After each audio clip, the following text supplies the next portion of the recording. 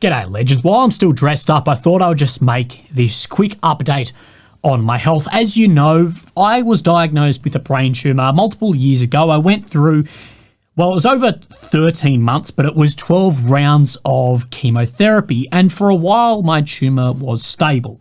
But I was having 3 monthly scans to get an idea of if things start to change. And very recently, we have seen things change. I'm disappointed that I wasn't able to be in the US for the election and bring you guys reporting from the ground. It is really disappointing to me that I can't do that. And as you may know, I had that surgery on my head, and that is taking elements from different points on the tumour to see where things are or are not changing. As of course, the whole thing isn't just at one metabolic rate, so the rate of survival and growth. And there are, yesterday, in my results, some signs that some points are growing much faster than others, but only half of my results are back. The other half are going to take a little bit longer. And I see my oncologist this Wednesday coming actually in the afternoon, so I will let you know. But one thing that is new is the neuro has said, look, the initial signs are that mixed with the chemo, we may want to give you radiotherapy as well, which of course I'm really not looking forward to if that has to occur.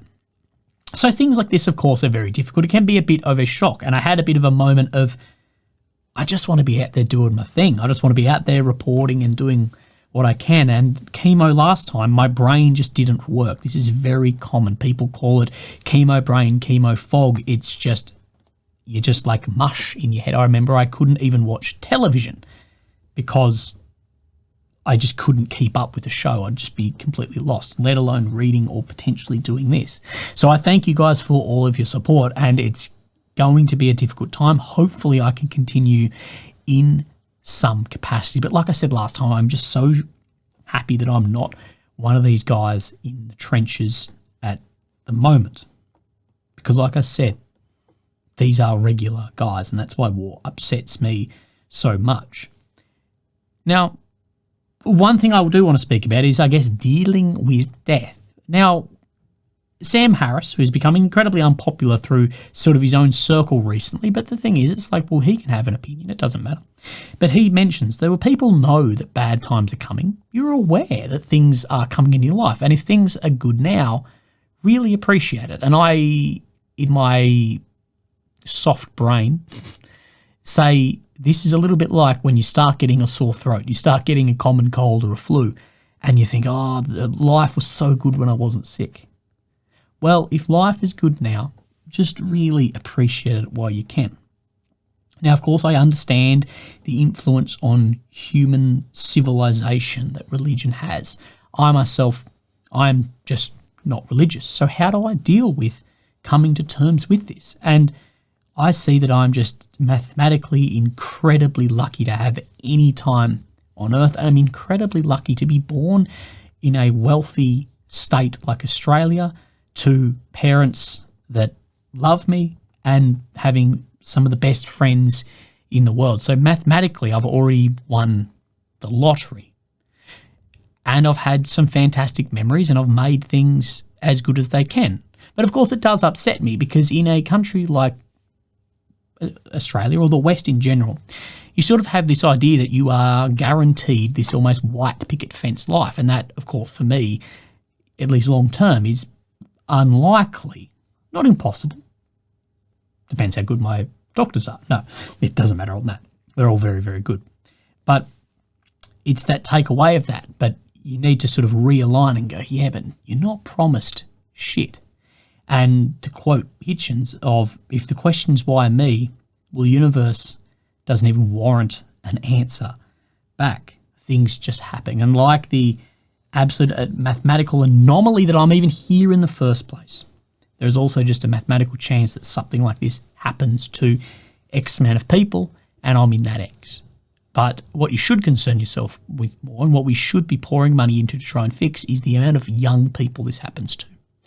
If you've ever been in a chemotherapy ward, it is about as traumatic as you can ever get. Seeing kids that are insanely sick, kids that won't get to experience the joys of life, of meeting girls or boys, or having your first beer, or having sex, or any of these large moments you have through your life, or these moments of being adults, when you're an adult talking to your parents rather than a child to your parents.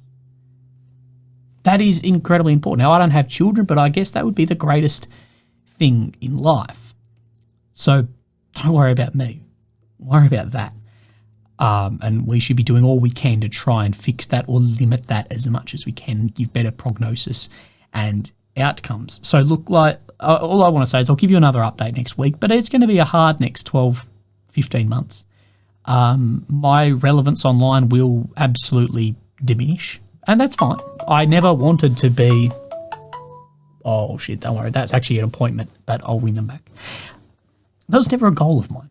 I created my social media, my Instagram to start with, just because it was too much for me to text and ring every single friend or relative with what was going on in the changing of my health. So I thought I'd just post it online, that gained some following.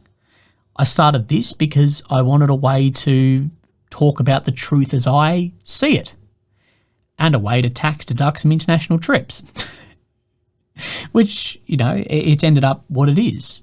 But, there's a lifetime to everything. I can't believe it's lasted this long. But I just want to thank you guys for all the support, all the everything. And, we will do what we can. But no matter what happens, don't be upset. You being here has been incredible. And I'm in very, very good hands. And look, there'd be a bit of relief getting back out of the public eye, I guess, in a way. And maybe if I'm ever up to it or ever qualified a movement into some official capacity, because I think the amount of people that are over IQ but under EQ in politics, who don't have empathy, who don't see things from a different perspective, they see things of which their university taught them, is massive. And the just incompetence of decisions, or decisions made without the will of the public even being considered at all. But I can't see that ever occurring.